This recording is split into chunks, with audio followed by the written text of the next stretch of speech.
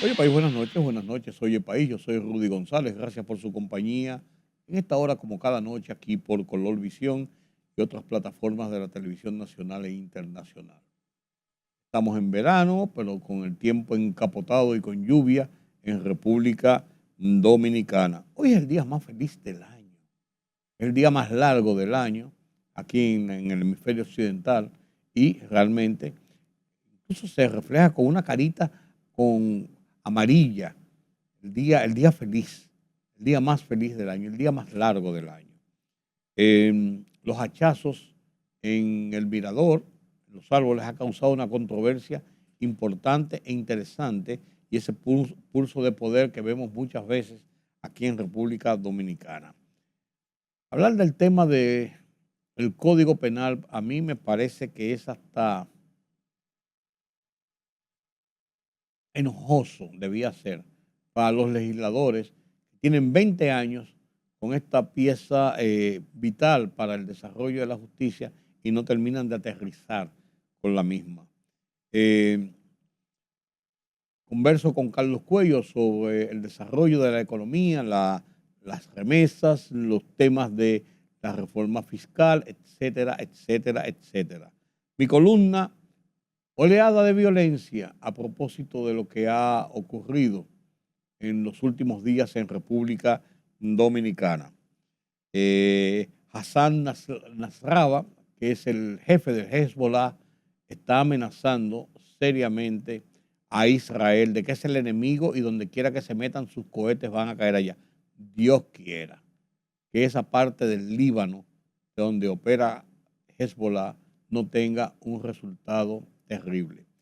Y un artículo interesante que recibí este miércoles de la encargada de negocios de la República de Estados Unidos en República Dominicana me motivó a conversarlo con ustedes sobre el tema de la emancipación y de el final de la esclavitud en Estados Unidos y cómo esto en cierto modo une a República Dominicana. Estos y otros temas en nuestra emisión de hoy aquí en Oye País, después de la pausa.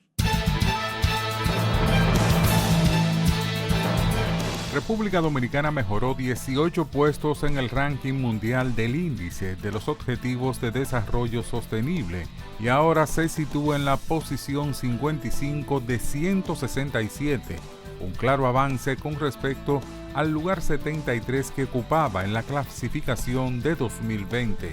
Así lo informó este miércoles el Ministerio de Economía en un comunicado. El dato fue revelado por el Ministerio de Economía, Planificación y Desarrollo, quien resaltó además que el país ha dado un salto en el ranking.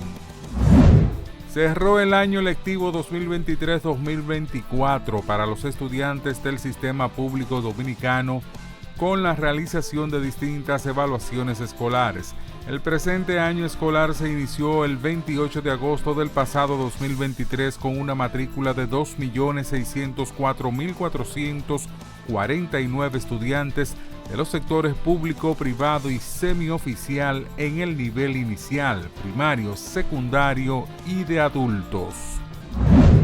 Líderes de 23 países reunidos en la cumbre de la Asociación Latinoamericana y del Caribe del Transporte, ALTA, manifestaron su complacencia por los avances alcanzados por República Dominicana en materia de seguridad operacional y crecimiento de su parque aeronáutico. Así lo reveló el director general del Instituto Dominicano de Aviación Civil, IDAC, Héctor Porchela, durante la segunda jornada de la Cumbre de Seguridad, Operaciones de Vuelo y Entrenamiento de ALTA, un encuentro que reúne a las principales autoridades de aviación y profesionales que trabajan en el desarrollo de los más altos niveles de seguridad aérea y estándares operacionales en la región.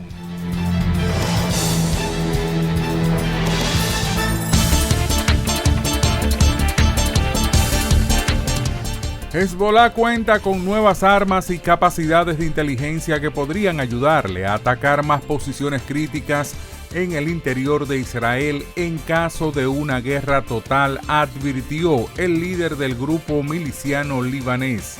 Los comentarios de Hassan Nasrallah se produjeron mientras el conflicto transfronterizo entre Hezbollah e Israel, que ya ha durado varios meses, parece estar alcanzando un punto álgido, y un día después de que un enviado estadounidense de alto rango se reunió con funcionarios libaneses en su intento más reciente de aliviar las tensiones.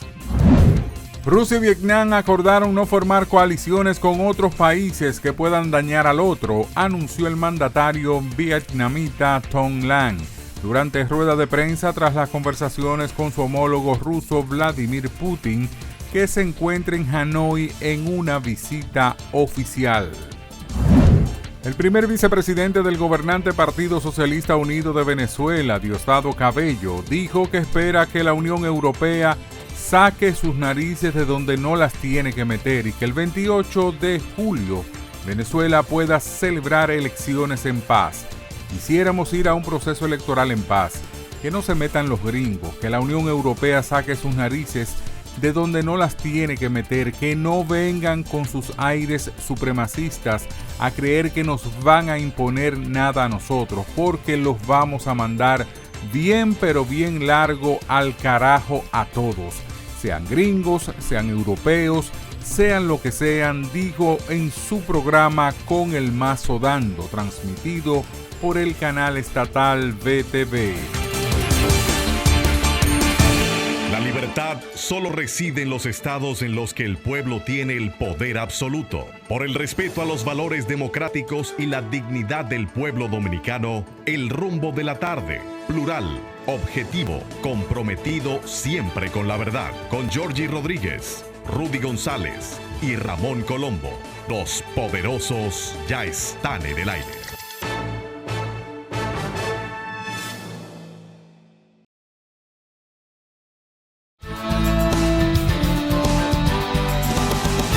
El solsticio, como se llama, del verano, ha comenzado este miércoles. 93 días de verano en la zona occidental del mundo. Se ha hablado de un verano que puede ser muy agresivo. El último verano fue muy duro y el año pasado se registraron las temperaturas más altas en toda la historia del mundo, de la humanidad. Y se espera también para este año importantes temperaturas muy altas, muy altas. En República Dominicana se han sentido temperaturas en los últimos días, semana pasada, hasta de 40 grados en algunas zonas cerca de la frontera, con una sensación térmica en las ciudades que sube los 35, 36 grados. Y es mucho, es mucho. Nosotros estamos en una temperatura más o menos estable, una estación más o menos estable a lo largo del año. Yo digo que son dos temporadas, verano e invierno, pero estamos entrando oficialmente en el verano. 93 días hasta el 20 de septiembre próximo es la estación de verano. Y sin embargo, en la República Dominicana recibimos el verano con un cielo templado, con lluvias, una pequeña llovizna sobre la capital dominicana a lo largo de este miércoles, de este jueves, cuando comenzó el verano, y así ha seguido. Hay una ola de calor, como les decía, pero sin embargo, el miércoles hubo ventarrones en Jarabacoa, en Puerto Plata y hasta granizadas, señores. Vaya usted a ver, hasta granizadas. Mientras ocurren estas cosas, hay situaciones que pasan en el país que a uno lo conturban, lo dejan. Pero ¿cómo puede pasar eso? El caso que denunció el ex vicepresidente Jaime David Fernández Mirabal, también ex ministro de Medio Ambiente, de lo ocurrido en el Mirador, que aparentemente un señor que vive en una torre de la avenida Nacaona se quejaba de que unos árboles que habían ahí le impedían ver el horizonte y le pedían ver el mar porque los árboles habían crecido y entonces mandaron a tumbar los árboles. Parece que la administración del parque que se ocupa de la parte medioambiental habría dado el permiso o tomó la decisión de podar, de tumbar esos árboles para que el señor pudiera tener una vista exquisita, porque él compró ese apartamento con vista al mar y entonces la naturaleza le estaba impidiendo ver el mar por lo que él pagó. Y agredió la naturaleza, se agredió la naturaleza. El ayuntamiento del Distrito Nacional, que regentea el parque, dijo que ellos no tenían que ver con eso. Medio Ambiente dijo que era el ayuntamiento dijo que era Medio Ambiente o que era la unidad de Medio Ambiente que está en el parque y ahora se sabe o no se sabe y comenzó una investigación como las que se hacen en República Dominicana muchas veces, que son unas investigaciones de la NASA y que duran tiempos y hay investigaciones que no terminan nunca. Todavía estoy esperando, todo el mundo está esperando la investigación final de qué fue lo que pasó con los 3 agentes del DICRIN, que 3 agentes de la Dirección de Control de Drogas que en diciembre fueron muertos a tiros. Y se iba a hacer una investigación y no se le ha dicho a nadie qué pasó, después que la gente fueron vistos en videos sentados, tranquilos, esposados, porque supuestamente lo habían encontrado en una situación irregular y después aparecieron muertos en un intercambio de cosas como esas. Les digo, 6 meses y todavía la investigación no ha concluido. Entonces, investigación de lo que pasó ahí en el parque, ojalá que se defina, porque hay que establecer responsabilidades, porque si eso ocurre hoy, mañana habrá otros que dirán, pues yo tampoco veo el mar y yo compré con vista al mar. No podemos dejar las cosas como si esto fuera un laissez-faire. Hagan, no se preocupen, y vamos a ver qué ocurre. Así no puede ser el desarrollo de la sociedad, no puede ser de ninguna forma. No puede ser, tenemos que ver las cosas dentro de un contexto de lógica. Tenemos que verlo dentro de un contexto de lógica. Las declaraciones del senador Ricardo de los Santos, presidente del Senado de la República, emitidas este miércoles pasado, de cuadrar la cabeza a uno. Él está urgiendo al Congreso Nacional a que aprueben, que le den salida al Código Penal, que tiene 20 años dando vueltas y no termina de ser aprobado y puesto en ejecución. Después de 12, 13, 14 años dando vueltas, finalmente se aprobó, se le envió al Poder Ejecutivo para su promulgación y el entonces presidente Danilo Medina lo devolvió a la Cámara, a las cámaras, con observaciones. La principal de ellas, muchas observaciones, pero la principal de ellas, el tema de las 3 causales, de la despenalización del aborto, una situación consagrada en la Constitución de la República. Pero esto dividía la sociedad entre favorables y no favorables al aborto y a la despenalización del aborto constitucionalmente. Y por tanto dividía las apreciaciones de los senadores y diputados y por tanto en periodos políticos nadie quería estar en contra de nadie porque esto le podía producir una reducción de votos de los que al sector que no favorezcan a favor o en contra. Esta irresponsabilidad de nuestros legisladores, que lo que debieron fue tomar, este es el problema, vamos a sacar las 3 causales de ahí y vamos a hacer una ley aparte y vamos a darle para adelante al Código Penal que todo el mundo indica que se necesita. Pero no. O vamos a hacerlo con las 3 causales y que cada uno asuma su responsabilidad y que la mayoría decida qué es lo que establece la democracia, la imposición de las mayorías. Pero nadie quiere echarse a los contrarios que no sean de lo que ellos piensan en contra, por populismo y por razones políticas. Y esa irresponsabilidad de los legisladores, ahora el presidente del Senado se ha dado cuenta, el senador de hace mucho tiempo es el presidente del Senado, se ha dado cuenta de que eso está ahí y de que eso es una aberración de lo que es la labor legislativa, una falta de responsabilidad de la labor legislativa, y ha urgido a los señores legisladores para que aprueben cuanto antes el Código Penal en la forma que sea para resolver ese tema. Se dio cuenta que hace 20 años que eso está dando vueltas ahí. Ojalá que la alarma y el descubrimiento que ha hecho el senador de Los Santos, Ricardo de los Santos, sirva de clarinada, despierte un poco el sueño en el letargo que están los legisladores con ese y otros proyectos y tomen una decisión. Apruébenlo o rechácenlo, pero tomen una decisión, que para eso ustedes son legisladores y fueron electos por el pueblo. Caramba, no sean tan indolentes.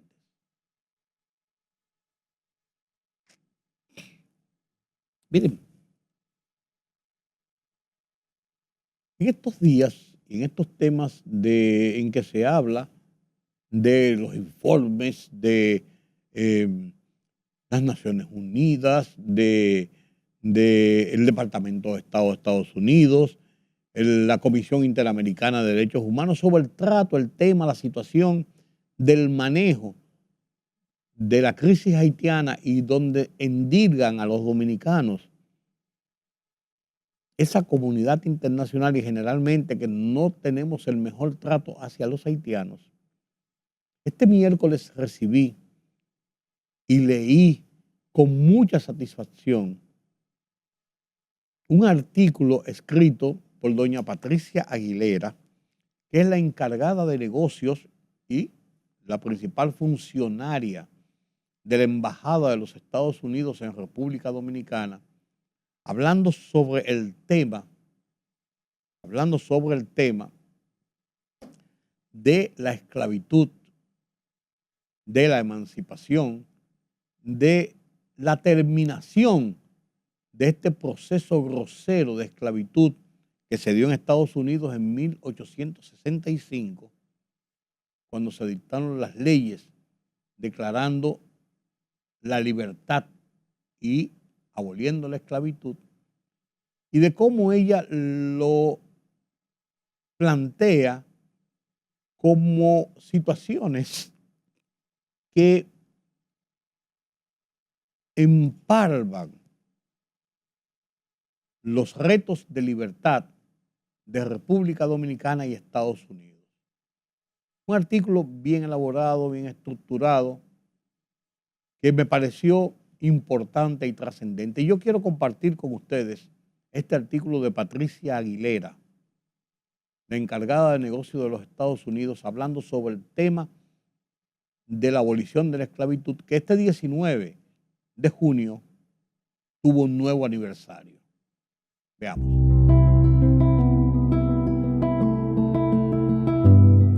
Diariamente, al entrar en la Embajada de los Estados Unidos, de camino a mi oficina, contemplo los retratos de 3 hombres brillantes: John Mercer Langston, Ebenezer Bassett y Frederick Douglass.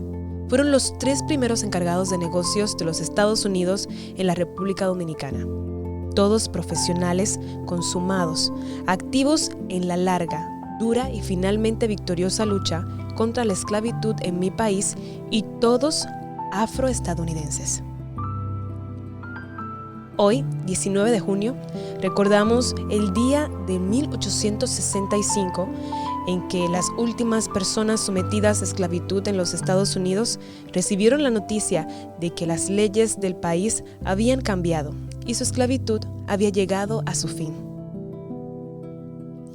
Tras siglos de opresión, una larga y terrible guerra civil y el arduo trabajo de abolicionistas como Frederick Douglass, aproximadamente 4 millones de hombres, mujeres y niños eran ahora libres. En el 2021, el presidente Biden declaró el 19 de junio como Juneteenth, un día festivo federal para recordar y celebrar en todos los Estados Unidos. La lucha por la emancipación es un vínculo entre los Estados Unidos y la República Dominicana. Incluso antes del fin de la esclavitud en los Estados Unidos, los afroestadounidenses encontraron la libertad aquí, en esta hermosa isla. Miles de ellos encontraron refugio en Samaná y construyeron una nueva vida. Sus descendientes viven allí aún hoy. El compromiso con la libertad se encuentra presente en el ADN de nuestra relación bilateral que celebra 140 años. Nuestra experiencia compartida con la esclavitud y la opresión, así como nuestra lucha conjunta por la libertad, nos convierten en aliados más fuertes en la defensa de la democracia y los derechos humanos en todo el mundo.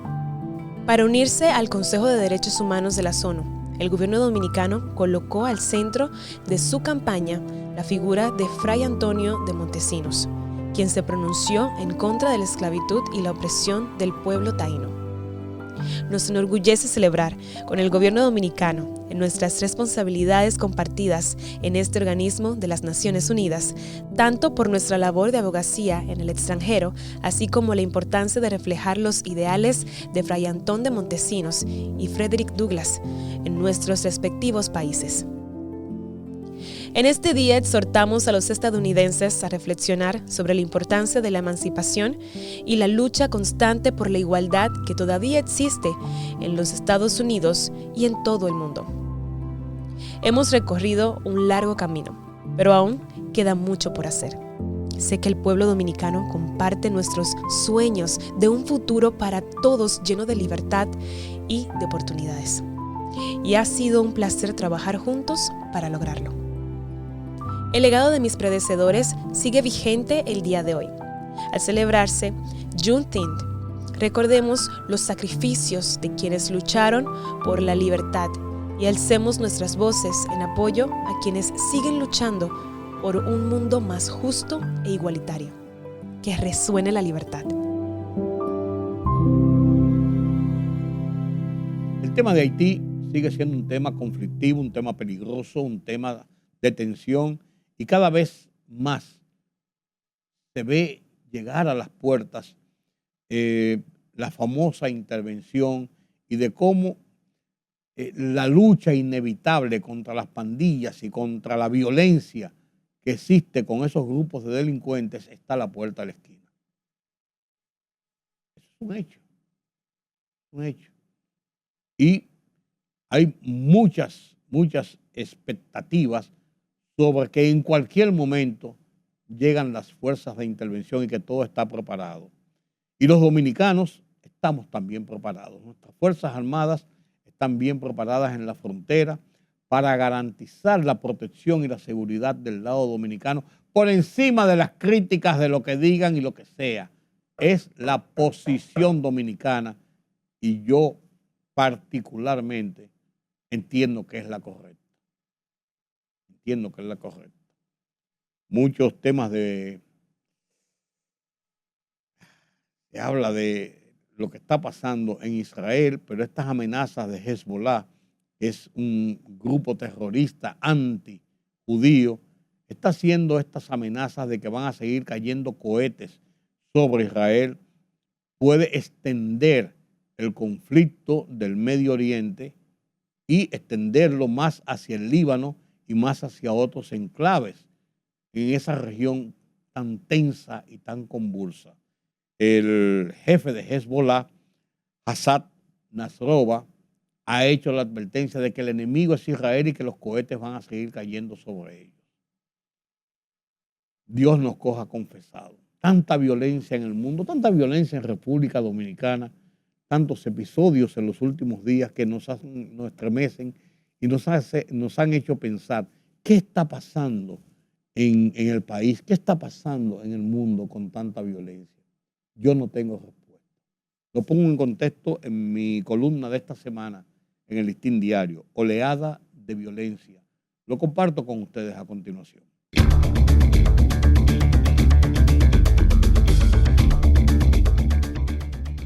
Me ha conturbado la muerte violenta del joven Julio César de la Rosa Jr., a consecuencia de lo que hasta ahora se maneja como un accidente vial. Y me ha entristecido porque además de ser el hijo de un amigo de mis afectos profundos, como padre me siento reflejado en el dolor que un episodio de esa naturaleza provoca en el seno de la familia, de la sociedad. La violencia intrafamiliar, callejera, doméstica, como prefiera llamársele, pero violencia al fin, ha llevado mucho dolor, sufrimiento a la población en los últimos días, en lo que parece ser una de esas oleadas de desgracias que nos acomete de tiempo en tiempo. 3 asesinatos de mujeres y posteriores suicidios de sus victimarios. Una joven apuñalada y dejada por muerta en Pedro Brán. 2 oficiales militares se suicidan. 2 jóvenes encontrados muertos a tiros en un vehículo en una calle de Gascue. Un pastor evangélico es acusado de violación de varias jovencitas menores en Los Alcarrizos y otro diácono responsabilizado de la violación de niños menores. El lunes, el noticiario de televisión SIN, por ejemplo, relataba de una joven cuya expareja la agredió con un machete, casi mutilando sus manos, salvadas apenas por la pericia y decisión de los médicos, donde fue llevada seriamente herida. Son algunos casos ocurridos en los últimos días, horas, en la nación, que nos sacuden y llevan a preguntarnos qué está ocurriendo en nuestra sociedad. ¿Qué hacer? No lo sé. No tengo respuestas, pero estoy triste y preocupado. Algo debemos hacer para revertir esta situación que nos atemoriza, nos perturba, nos angustia. La libertad solo reside en los estados en los que el pueblo tiene el poder absoluto. Por el respeto a los valores democráticos y la dignidad del pueblo dominicano, el rumbo de la tarde, plural, objetivo, comprometido siempre con la verdad. Con Georgie Rodríguez, Rudy González y Ramón Colombo. Los poderosos ya están en el aire.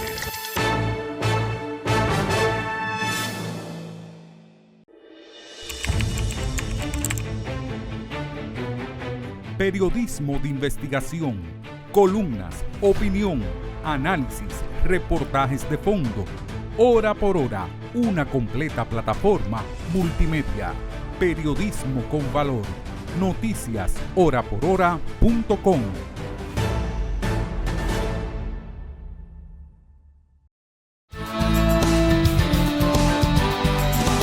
Gracias por continuar con nosotros aquí en Oye País.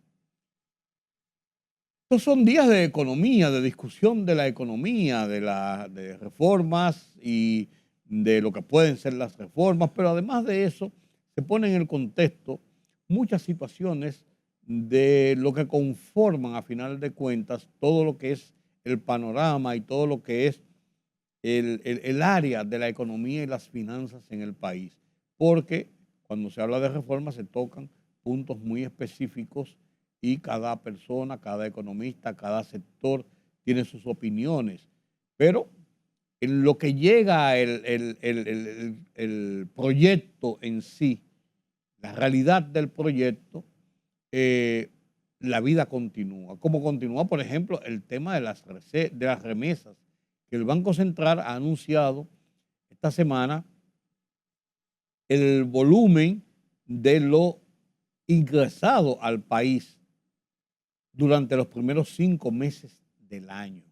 Y las perspectivas parecen que van muy bien de cara a lo que ha representado el ingreso de divisas por remesas en los últimos años a República Dominicana, un paquete importante para la preservación de unas buenas reservas en el Banco Central de Divisas que nos sirven para una serie de actividades, pero además de eso, como un tente ahí en la situación de que la tasa de cambio se quisiera alocar. ¿No es así, don Carlos? Buenas noches. Buenas noches, así es, don Rudy. ¿Qué sería de las tasas de cambio si no tuviéramos los suficientes dólares como para abastecer el mercado? Claro, claro. O sea, las remesas juegan un papel muy importante porque representan aproximadamente la 1/4 parte de todo el flujo de divisas que recibe el país. Y por ejemplo, para el mes de mayo, el volumen de remesas fue de 887.1 millones de 0.7%, me parece. Dólares. Bueno, pero fue un 0.7, casi muy similar al del año pasado, sí, que fue de 851. Sí. Pero de todo modo, el año pasado tuvimos meses que fueron mayores. Claro. Exacto, históricos. Entonces estamos comparándonos con meses buenos, ¿no? No es lo mismo cuando usted compara con un mes malo. Pero el acumulado, hablemos de enero a mayo, los primeros 5 meses del año, estamos hablando de 4.382.4 millones. O sea, eso sí es un 5%, sí, correcto, es un 5% más que el año pasado. O sea, unos 208.8 millones. O sea, el flujo de remesas se sigue incrementando año tras año. No se ha detenido.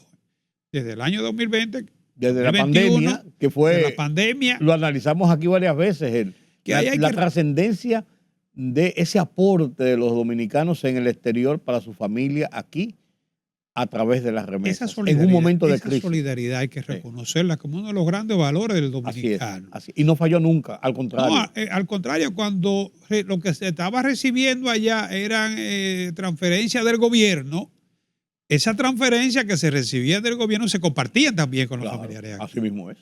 Entonces, el Banco Central proyecta que para este año podríamos estar terminando con unos 10.400 millones de dólares en remesa. Y todo el mundo sabe que el 87.3% de esa remesa proceden de Estados Unidos. O sea que en gran medida aquí esto se explica por el buen desempeño de la economía norteamericana. Tú sabes una cosa que fue interesante cuando yo vi el informe del Banco Central, que un 1% es de Haití. Es de Haití. Y yo me preguntaba, un 1% de Haití, porque uno piensa, bueno, es más práctico que sea de República Dominicana hacia Haití por la cantidad de inmigrantes que hay aquí que trabajan y que le mandan recursos a sus familias. Pero alguien me explicó lo siguiente. ¿Dónde está el flujo de remesas de Haití a República Dominicana? Principalmente en la cantidad de estudiantes que viven de Haití, que están estudiando en República Dominicana, principalmente en Santiago y en varias universidades.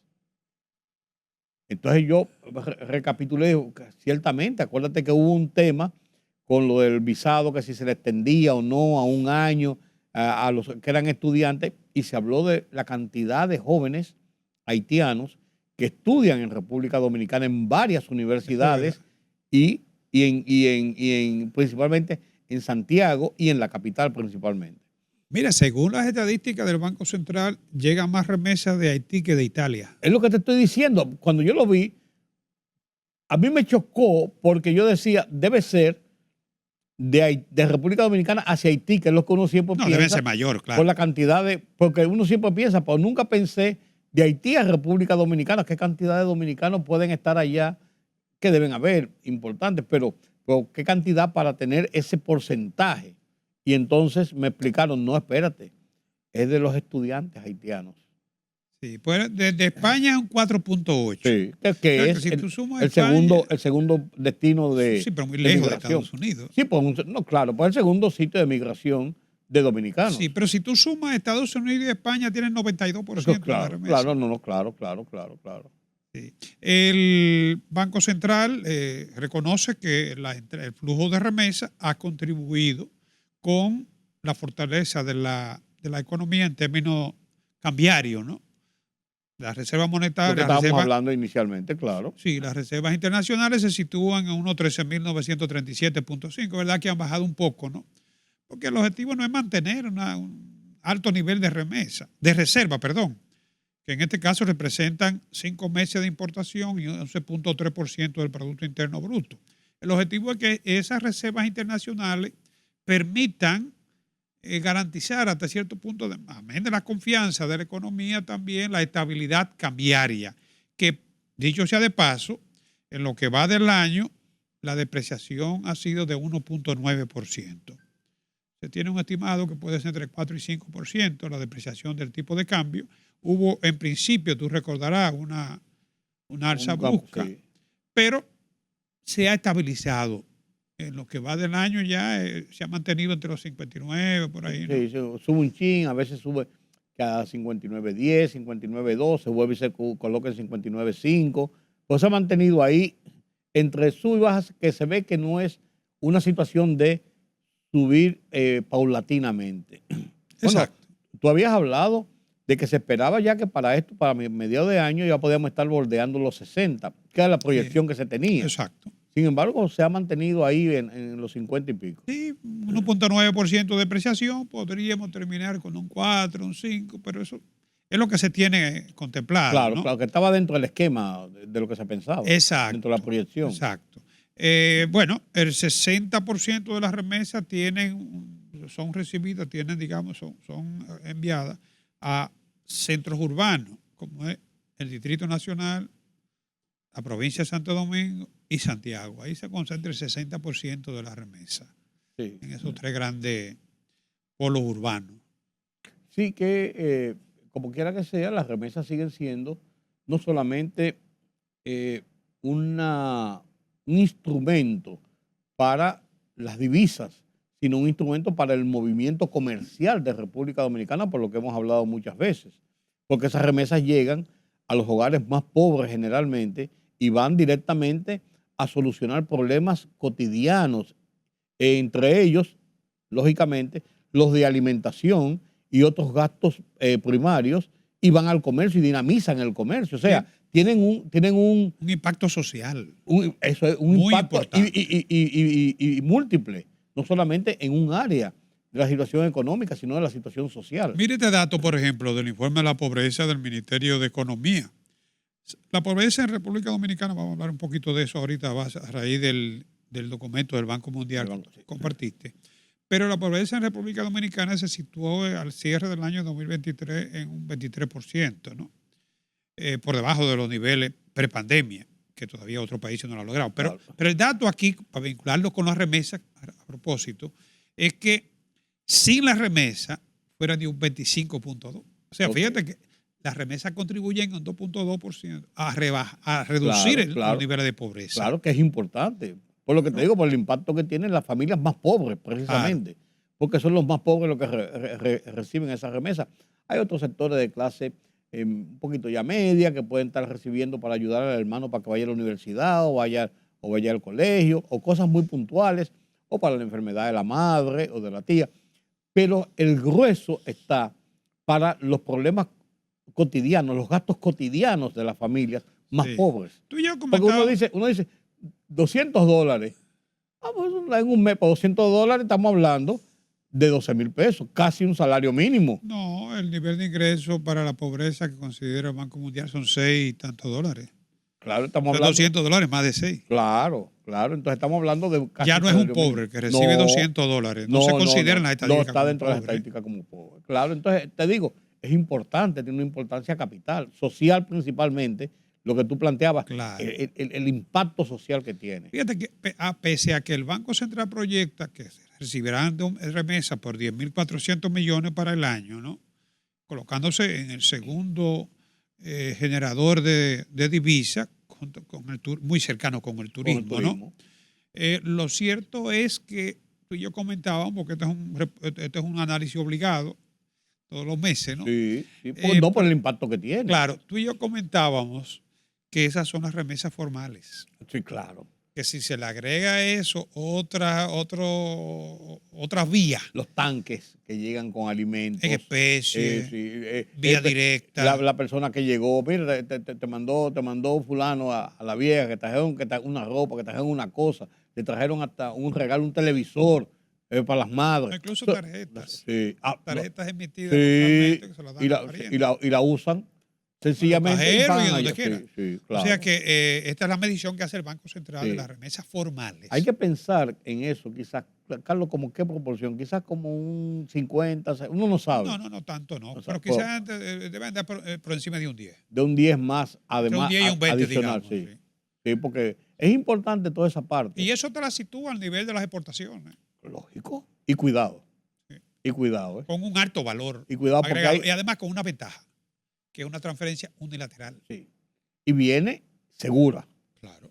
Y hay épocas donde le ponen a veces una moñita para el Día de las Madres, que para Navidad, que para el cumpleaños de la vieja. O sea, es así, le ponen una moñita. O sea, es un movimiento de la economía, por así decirlo, seguro. Porque mira que en la pandemia fue al contrario, que la gente pensó, bueno, ya no tienen empleo los muchachos allá y la cosa, ¿qué va a pasar? Al contrario, sacaron de su chelito y mandaron. Claro. Y mandaron. Claro. Eso es lo importante. Hay una misión del Fondo Monetario Internacional que viene a República Dominicana. Anualmente, a principios de año, generalmente en el primer trimestre o algo así, siempre viene esa misión a la revisión periódica que está contemplada en el acuerdo con el fondo como miembro del fondo. Claro. Sin embargo, ahora se dice, vi algunas notas en los medios que decían que la misión del fondo viene, entre otras cosas, a ver y a palpar el tema que se está hablando de la eventual reforma fiscal que está en discusión todavía en un borrador que no existe, oficial. Pues dice que ese será uno de los objetivos. Mira, tal como tú bien destacas, el país es miembro del Fondo Monetario Internacional desde su inicio, ¿no? Sí, sí. El fondo incluye 190 estados, economías. En América Latina creo que fuera del fondo, bueno, Cuba por razones conocidas, y creo que Venezuela yo creo también que se salió del fondo. Sí. Ninguno de los dos son los mejores ejemplos de las economías de la región. Sí, al contrario, lo que hace es que dañan los promedios. Y Venezuela quiso acudir al fondo. Sí, pero dañan los promedios. Sí, exacto. Porque los déficits que tienen son terribles y te distancian de lo que tienen positivos. La misma situación, claro. Entonces, 190 estados, economías son miembros del fondo. Todas tienen que acogerse a lo que son los requisitos del fondo. Sí. Uno de ellos es la revisión periódica. Sí. Anual, puede ser semestral. Dependiendo cuál sea la situación. Puede ser 2 años. Sí. Pero lo más es 2 años. Pero todas tienen que ser sometidas a una revisión. Y aquí ya eso se ha hecho una rutina. Claro, eso lo establece el artículo 4 del convenio constitutivo. Aquí el trauma que traemos del fondo, ¿no? Porque el lastre. Sí, lo que pasó. Hace 40 años. Justamente 40 años se cumplieron ahora, en el 84. En el 84, claro. Y afortunadamente en los últimos 20 años parece que el país de tanto ir al fondo aprendió. Porque tú recuerdas el último, bueno, que se le hizo un cubo por la reelección de Hipólito Mejía, ¿no? Pero después de eso aprendimos también la lección que el país no ha vuelto al Fondo Monetario Internacional. Claro. O sea, no ha necesitado acudir al fondo para buscar financiamiento. Aquí influyó mucho el aumento del ahorro interno vía los fondos de pensiones que han apuntalado el gobierno, porque la mayor parte de esos recursos están financiando el gobierno. Pero también esa variación ha ocurrido en el momento en que el fondo ha cambiado su rigidez hacia los países más pobres, porque el fondo se le conocía como un organismo pura y simplemente económico que no tenía corazón, que 2 y 2 tienen que dar 4. Si usted falla ahí, busque los cuartos, lo que sea. Y el fondo ha visto aquella revisión que se hizo del fondo a principios del siglo, o sea, a principios del 2000, aquella gran reunión donde el fondo estableció que ellos estaban cometiendo un error. Admitió, no lo dijo públicamente así, porque estaban cometiendo un error, que las presiones que ellos ejercían sobre los países cuando iban en su ayuda provocaban problemas sociales que impedían que las recuperaciones se pudieran dar. O sea que ellos estaban también contribuyendo a que la situación no se resolviera, sino que fuera peor. Y comenzaron a flexibilizar, en cierto modo, esas presiones. Sí, pero es difícil porque es que cuando un país acude al fondo porque ya está desajustado. No, porque está en crisis. Porque está en crisis. Entonces el fondo no puede regalarle dinero. No. Fíjate el caso de Argentina. Tenía un déficit que bordeaba el 20% del PBI. Cuba también tiene un déficit que anda por el 20%. O sea, son economías que ya están desajustadas. Sí, ¿qué hizo Milei? Quizás un poquito extremista, porque todo el mundo sabe que él es Milei. Exacto. Pero Milei ha reducido los niveles de déficit más allá de lo que exigía el fondo. Por eso el fondo incluso le ha hecho desembolso ya después que le está ahí, ¿no? Claro. En el caso nuestro, aquella vez, con una presión tributaria que llegó a bajar a un 11%, con déficit que eran insostenibles, obviamente que el fondo plantea es solución al problema. Sí. No es dándote dinero. Y soluciones drásticas. Claro. Drásticas. Lo que pasa es que nosotros estamos acomodados a los parches. Que de alguna manera va a tener que hacer. Sí, pues nosotros estamos acostumbrados a los parches por las razones políticas, por el populismo, por una serie de cosas. Pero los ajustes son dolorosos, pero hay que hacerlo. Hay que hacerlo. Hay que hacerlo. La inyección duele, pero es necesaria. Entonces, fíjate, en el año pasado, porque lo que se ha planteado de que viene el fondo a poner el punto sobre la CIE es lo mismo que todos los años. ¿De qué hablan los informes del fondo? Te voy a leer textualmente este párrafo. Debería seguir la República Dominicana enfocada en colocar la deuda pública en una trayectoria firme hacia la baja, cuya consolidación fiscal debería ir apoyada de una reforma tributaria que incluya la racionalización del gasto público. Y si leemos el informe va a hablar de mayor equidad, de apoyo al programa social, porque tú necesitas recursos para tú poder apoyar los programas sociales. Sin recursos no puede hacerlo. No lo puede hacer, exacto. Y además, la víctima de no hacer los ajustes, en el corto plazo podría ser que el apoyo del gobierno hasta cierto punto contribuya con los sectores más carenciados. Pero a la larga eso va a ser inflacionario. Sí, sí. Y va a afectar a todo el mundo. No, y sobre todo a los de abajo. Sí, sí, sí. Porque tú no puedes mantener todo el tiempo programas sociales. Imposible. Bueno, el caso de Venezuela, por ejemplo, no hay que ir muy lejos. Sí. Ahí está el caso, ¿no? Sí. Y eso no va a frenar el empobrecimiento de la población. Al contrario, lo va a agravar. Entonces, en este caso, la misión del fondo yo no creo que traiga nada nuevo. La otra parte que ellos han enfatizado siempre, el sector eléctrico. Que el sector eléctrico representa 1.500 millones de dólares de pérdida. Eso es casi un 2%. Sí. Eso es casi la mitad del 3% de déficit que estamos arrastrando. Claro. Y no se ve una solución a corto plazo. Los subsidios, que tienen que ser focalizados, la fortaleza institucional, pero fíjate que ellos hablan también de la racionalización del gasto. Claro. Que sobre todo esa racionalización del gasto. Claro. Pero ¿dónde está el cuello de botella? Porque tú no puedes exigirle a la población que se sacrifique cuando la población lo que ve es que el gobierno gasta descontroladamente. Sí, pues además de eso, la burocracia, el costo de la burocracia oficial, en salarios y en mantenimiento de la estructura de la burocracia, es peligroso y cómo hacerlo. Pero es una carga que la pagamos los ciudadanos. Claro, pero cómo hacerlo, el gobierno piensa primero en su popularidad. Y ahí choca la realidad de la economía, de esas recetas que son duras como tú planteas y tienen que ser drásticas, con la popularidad que siempre buscan los gobiernos. ¿Por qué razón? ¿Qué tú haces? Saca 200,000 empleados que están de más.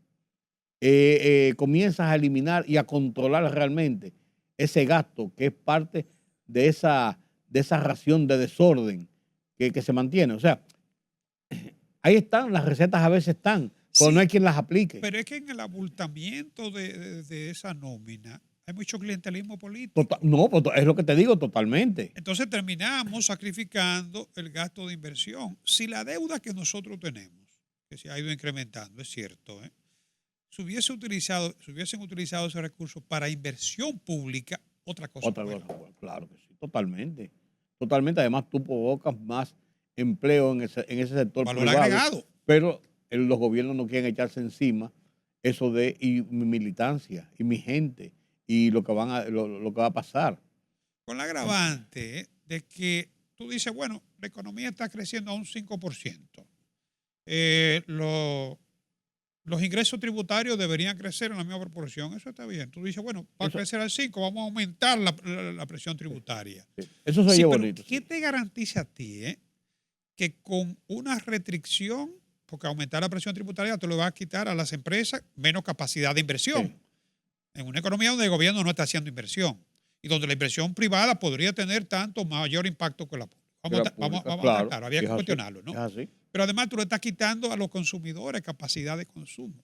¿Y quién te garantiza que tú subiendo necesariamente va a aumentar las recaudaciones. Si tú lo que logras es un efecto contrario, que por estar restringiendo la capacidad de inversión y de consumo, reduzca la capacidad de ingreso. podría ser que tú reduzcas. Y podría ser contraproducente. Exacto. Tiene el descontento y además tiene una medida a la inversa. Que hay que tomar en cuenta la elasticidad en este caso, lo que vi en un artículo los otros días de Andy Dauer, que él decía, cuidado porque si presionamos mucho algunos sectores que dependen de los incentivos, entonces sencillamente podría ser que perdamos esas inversiones. Así es. Y va a ser peor. Así es. Claro que va a ser peor, lógicamente. Pero es complejo, pero ahí tiene que venir las decisiones tajantes y decisivas, valga la redundancia, de los gobiernos, de las autoridades, de los poderes fácticos que soportan la economía. No, hay que hacer algo. La verdad es que si tú te pones a oír los diferentes sectores que en este espacio se han manifestado, aquí no hay consenso. No hay a quien aplicarle un centavo. Nada. Al contrario, piden más. Todos los sectores de la economía los que tienen espacio para hacerlo, ¿no? Así es. Ya han planteado que ellos no pueden ser objeto de nuevos impuestos. El Banco Mundial hizo su informe sobre el tema de la pobreza. ¿Cómo quedamos nosotros y cómo queda la situación mundial? De acuerdo con este último informe del Banco Mundial que tú me compartiste, en América Latina la pobreza está en un 25.2%.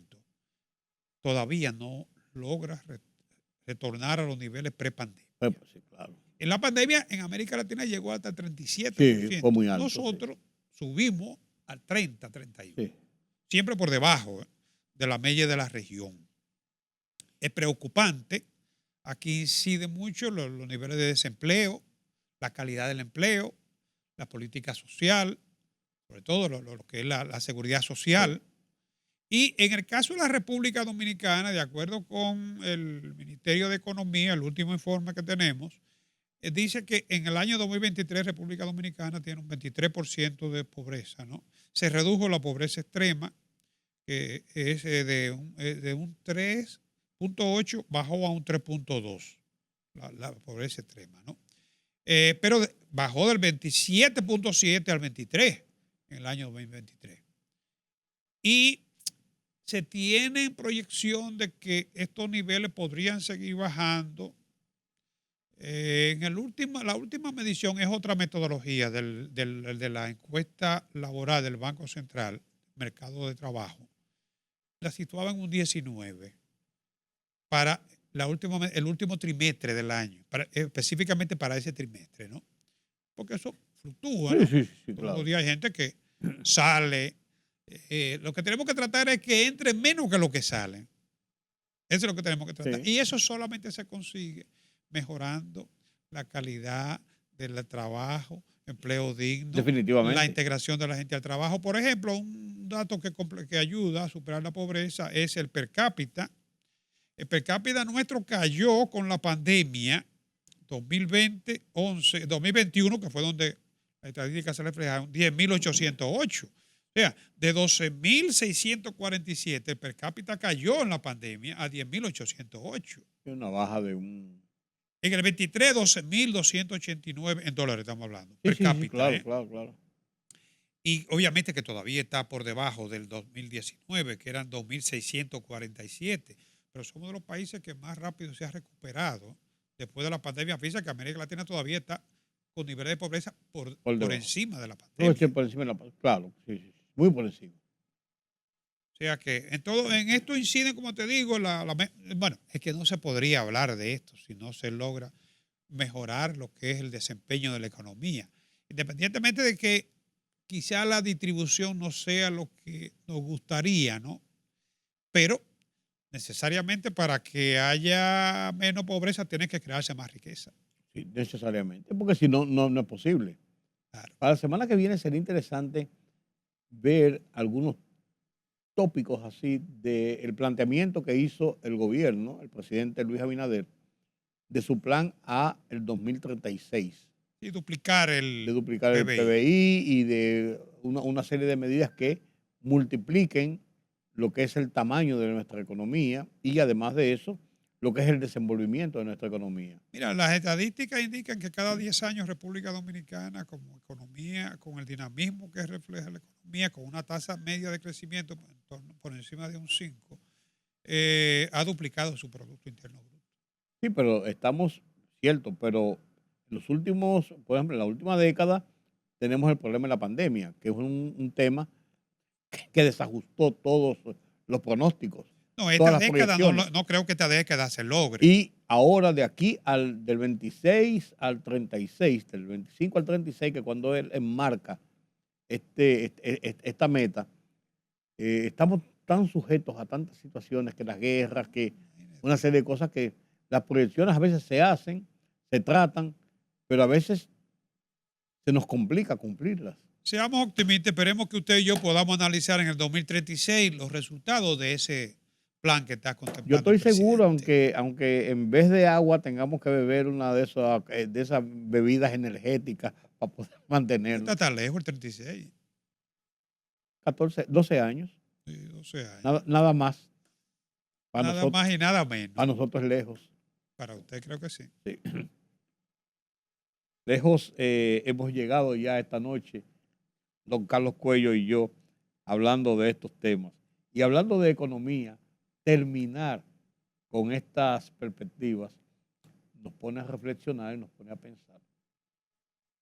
Mañana tenemos una cita nueva vez aquí en Color Visión. Gracias por su compañía. Yo soy Rudy González. Hasta mañana.